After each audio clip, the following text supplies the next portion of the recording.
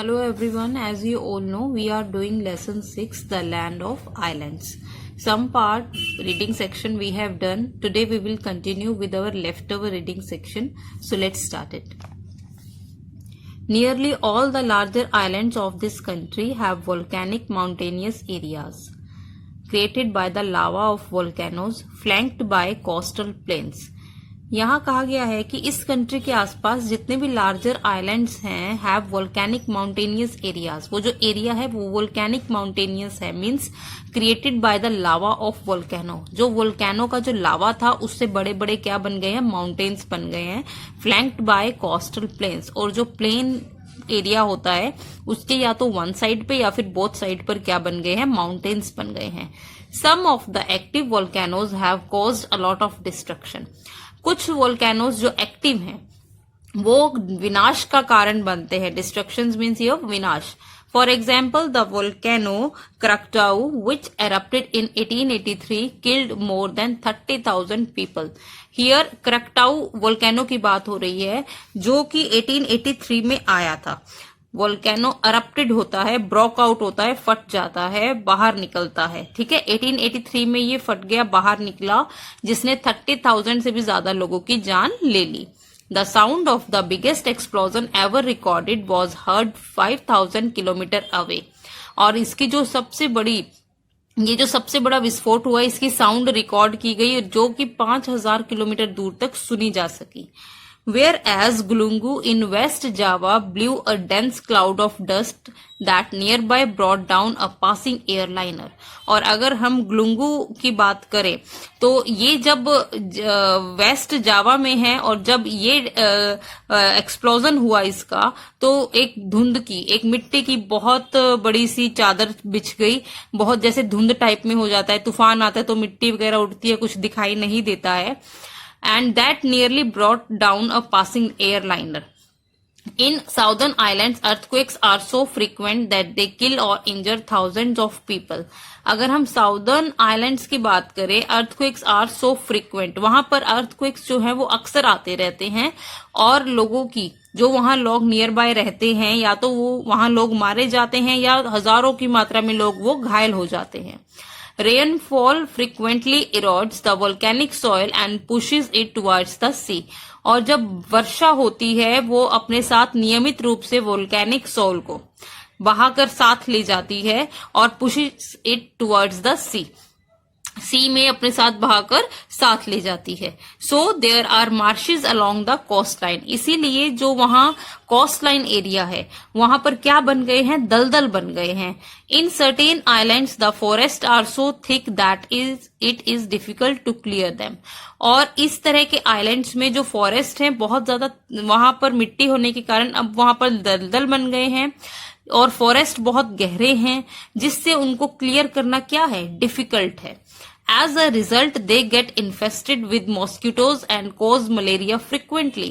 और जिसका नतीजा क्या निकला, अब सफाई तो हुई नहीं है. अगर सफाई नहीं हुई है तो they get infested with mosquitoes. Infested means here जब किसी चीज का ढेर लग जाए और वो विनाश का, डैमेज का कारण बनता है.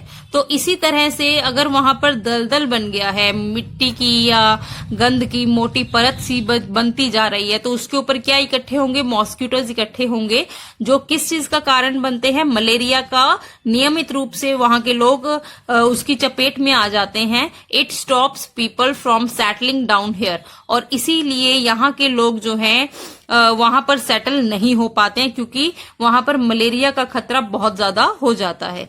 Often it rains heavily more than 3,000 mm and the temperatures average 27 degrees Celsius per year. So the climate remains hot and humid most of the time and therefore uncomfortable. Temperature ज्यादा होने के कारण बारिश भी बहुत ज्यादा हो जाती है. क्लाइमेट कई बार बहुत गर्म हो जाता है और most of the time humid climate हो जाता है, डैम्प and sticky and therefore uncomfortable. इसीलिए वहां पर रहना क्या है, अनकंफर्टेबल है.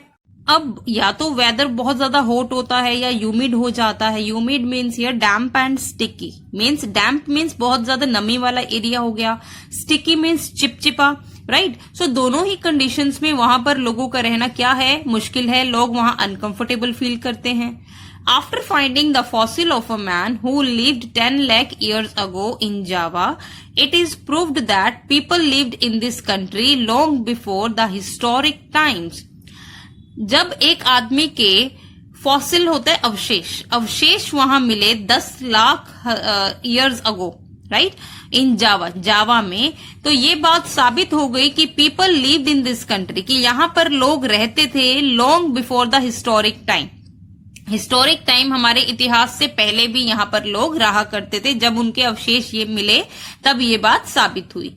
Long ago Hindu priest and Buddhist monks arrived in Indonesia and spread their religions. बहुत समय पहले हिंदू पुजारी जो पंडित थे या बुद्धिस्ट मॉन्क्स थे, यानी मॉन्क्स मीन्स साधु, बुद्धिस्ट साधु थे, वो इंडोनेशिया पहुंचे और उन्होंने वहां पर अपने धर्मों का क्या किया, प्रचार किया।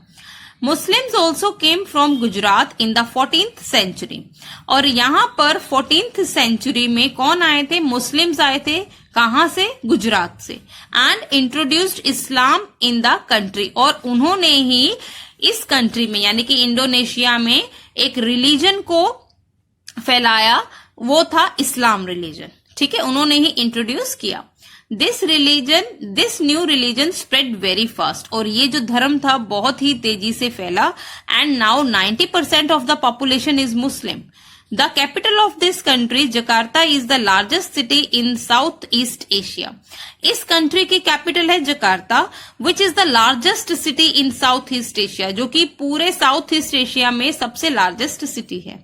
Because of the housing problem, a large number of people in this city live in shanty towns. Shanty towns means गरीबों की बस्ती, especially along the railway tracks. वहां पर लोगों के पास हाउसिंग की बहुत ज्यादा प्रॉब्लम है, हाउस नहीं है, और बहुत बड़ी मात्रा में इस शहर के जो लोग हैं वो शेंटी टाउन्स में रहते हैं, जिसको गरीबों की बस्ती बोलते हैं, ठीक है। शेंटी टाउन मीन्स गरीबों की बस्ती, especially along the railway tracks. With a large stock of oil and natural gas, Indonesia is the biggest exporter of liquefied natural gas in the world. Indonesia जो कंट्री है वहां पर बहुत बड़ी मात्रा में ऑयल है, उन लोगों के पास बहुत बड़ी मात्रा में ऑयल का स्टॉक है और नेचुरल गैस का स्टॉक है। इंडोनेशिया जो है एक सबसे बड़ा बिगेस्ट एक्सपोर्टर है ऑफ लिक्विफाइड मीन्स बेटा in liquid form, right. Natural gas जो है वो लिक्विड फॉर्म में उन लोगों के पास है और वो एक्सपोर्ट करते हैं पूरे वर्ल्ड में, और पूरे वर्ल्ड में सबसे ज्यादा इन्हीं के पास है और एक्सपोर्ट करते हैं। It also exports timber means लकड़ी to the other countries. It has copper in plenty, plenty means बहुत ज्यादा, इनके पास बहुत ज्यादा मात्रा में कॉपर भी है। Many of its islands have plantations of sugar cane, coffee, tea, palms and spices.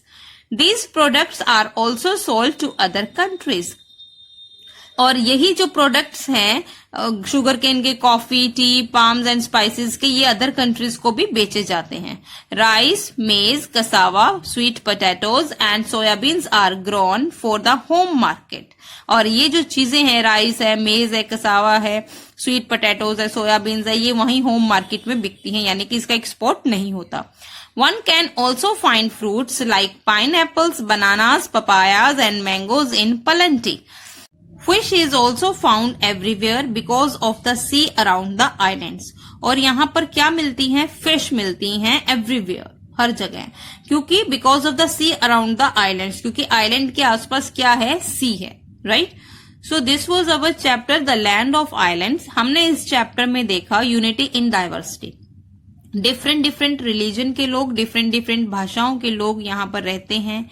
इस्लाम के लोग यहाँ पर ज्यादा हैं, ये बात सही है, लेकिन इसी के साथ साथ इस कंट्री में आपको हिंदू लोग भी मिलेंगे, बुद्धिस्ट भी मिलेंगे, ठीक है।